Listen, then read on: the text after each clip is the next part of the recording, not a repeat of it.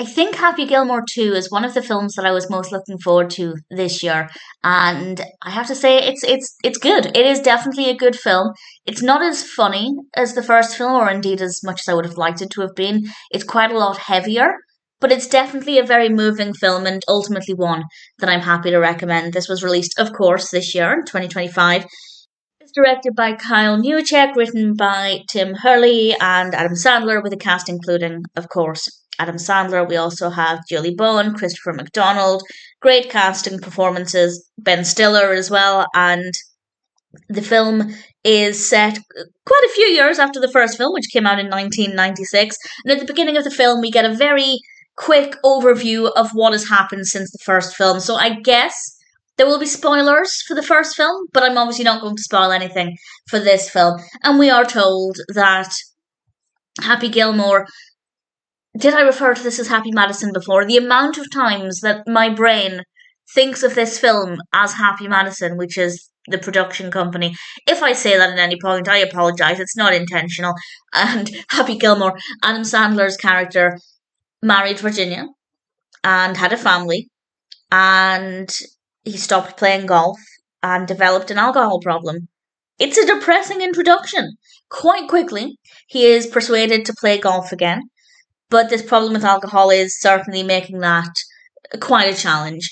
And that's basically what the film is about. And the character finding himself again and working hard for his daughter. And obviously, the golf aspect plays quite a prominent role as well. But if, like me, you don't care for golf, absolutely not a problem. You can still enjoy the rest of the story. It is a heavy story. It is a lot heavier than I expected. And that's not a criticism, more so just an observation. And it does work really well. We have an amazing performance from Adam Sandler. The character development with Happy Gilmore, I thought, was really effective, not just with what they've done in between the films, but also what happens with the character in this film. I thought that was very, very well handled. I think the other reason why this might not be as funny as I wanted it to be is because we already care about the character.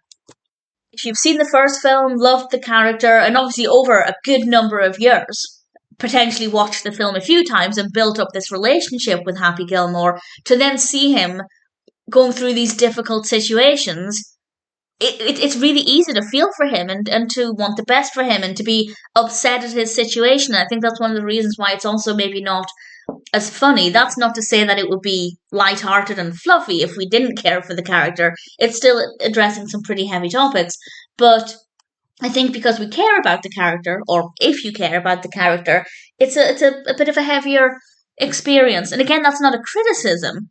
That's just me going into it expecting one thing and receiving something a little bit different. But it worked really well. There is comedy there, don't get me wrong. There are definitely some funny moments, but it's heavier than I expected. Visually, it's really stunning. It's a really beautiful film to look at. The performances are really good. I thought the narrative was really well handled, and as I said, I was really looking forward to this one when I found out that it was released. There have not been too many releases this year that I've been really excited about. Final Destination, yes, I'm desperate to see that, waiting for the price to come down a bit, but this one was one of the few where I thought I have to see that, and of course I did. And while it wasn't quite what I expected, I thought it was a brilliant experience, a really strong film, and if you're a fan of the first film, I'd say it's definitely worth watching.